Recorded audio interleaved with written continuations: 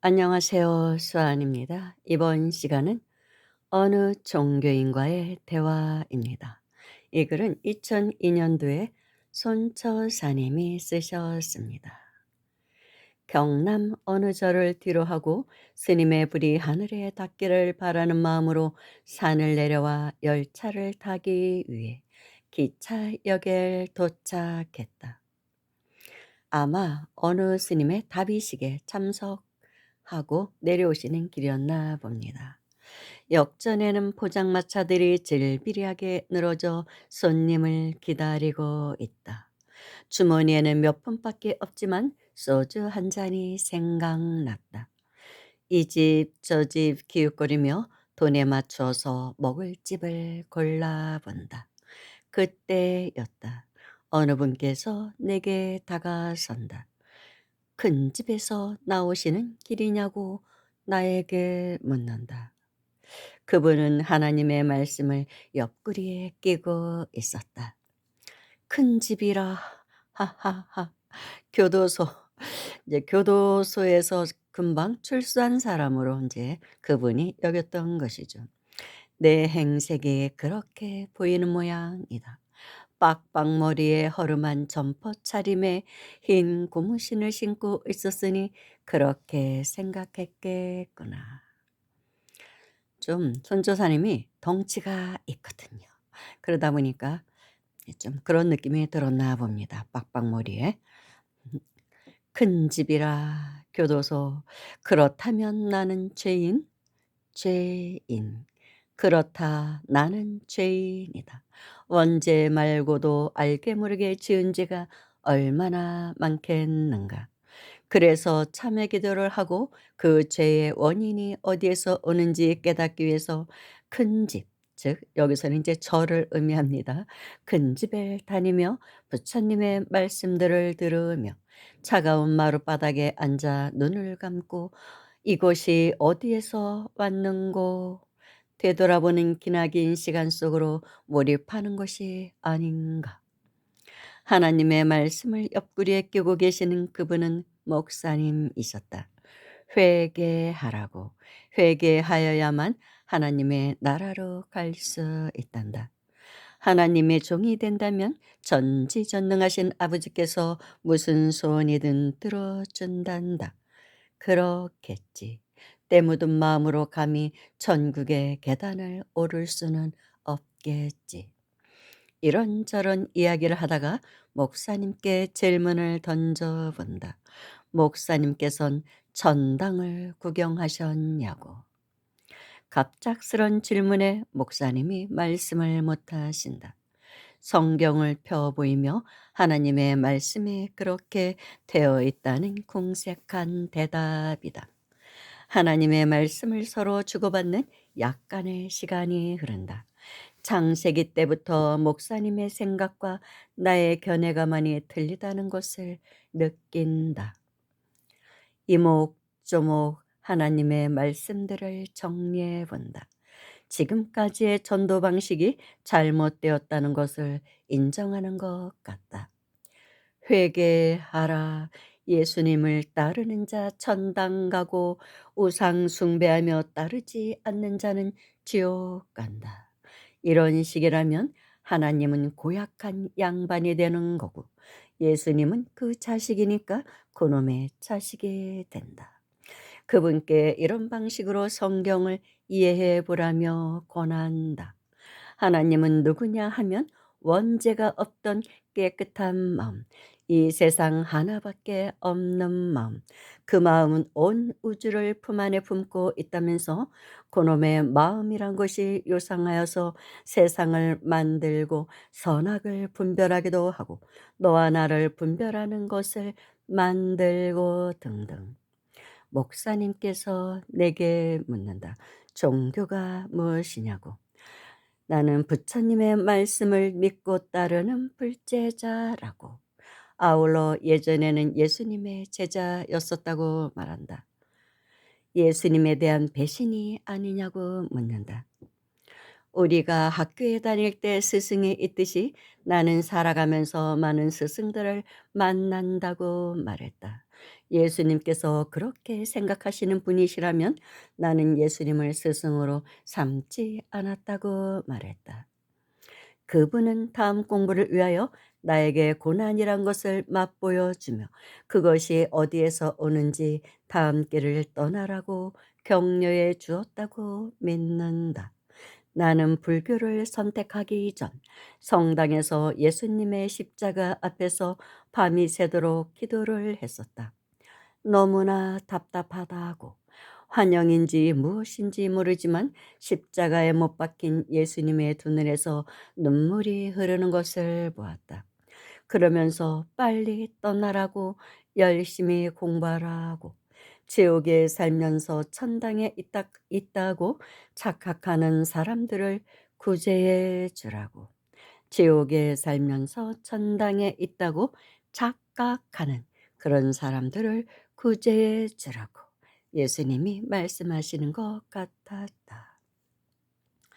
나의 스승들은 이루 말할 수 없이 많다. 예수님의 말씀을 만나기 전에는 안진뱅이 구걸꾼을 스승으로 삼았고 미쳐서 길을 헤매이는 어떤 이를 스승으로 삼아 공부하기도 하였다고 말했다. 나중에 안 일이지만 세상 만사가 나의 스승이란 것을 깨달았다고 말한다. 나의 견해는 이렇다. 종교란 공부를 배우는 학교라 생각한다.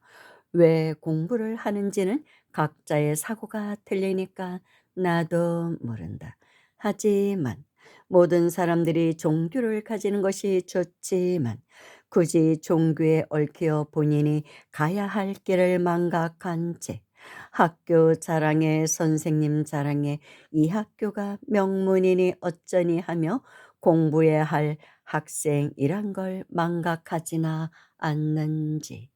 그리고 어리석음에서 깨어나지 못한 자, 예수님이 부활하여 하느님 말씀 전하려 할 적에 예수님을 믿지 않는 이단이라 예수님을 십자가에 또다시 못 박지는 않는지.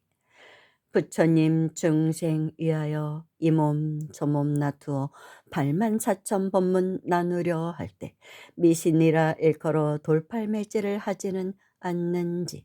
부모님 제삿날에 부모 좋아하는 닭고기라 부모 닭으로 몸 바꾸어 온 줄 모르고 인연되어 마당에 논이는 닭 목을 비틀어 부모님 제사상에 올리지나 않는지. 이래저래 염려도 해본다. 아이쿠, 난 참 번뇌망상이 많은 놈인가 보다. 종교란 우리가 초등학교를 다닐 때처럼 초등교육을 배우고 다음에는 중등교육, 또 그 다음에는 고등교육, 다음에는 사회의 일원이 되어 각 분야에 맡은 바 업을 행하는 일상이듯이 종교도 마찬가지라 생각한다. 사업자는 사업 잘 되라고, 자식 두니는 자식 잘 되라고, 산에서 빌고 강에서 바다에서 고목나무에서 빌고, 그러다가 그게 아니란 걸 깨달으면 다음 단계로 종교를 찾고 아마도 대다수의 절차가 그런 것이 아닌가 한다. 무언가 자기만의 그릇으로 해결되지 않을 때 큰 그릇에 기대고자 하는 마음이 아닐까. 그러다가 차츰차츰 진리가 무엇인지를 찾지 않으려는지. 목사님의 질문이다. 신의 존재를 인정하는가 묻는다.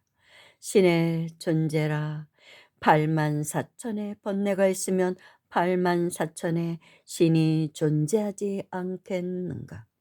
구하는 마음이 사라지지 않는다면 내 마음속에 부처와 중생이 살아 있고 목사님과 같이 예수님이 살아 있고 아직도 어린 양이라고 생각한다면 당연히 신은 존재하지 않겠는가? 그리고 우린 신의 은총과 벌로서 다스려지는 나약한 인간으로 속박된 종으로 세세생생 살아가야만 하지나 않는지 말이다.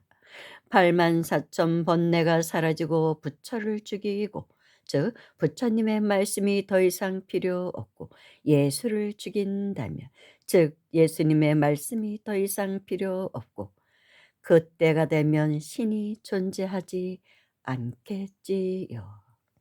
내가 불교를 선택한 곳은 여기에 있었다.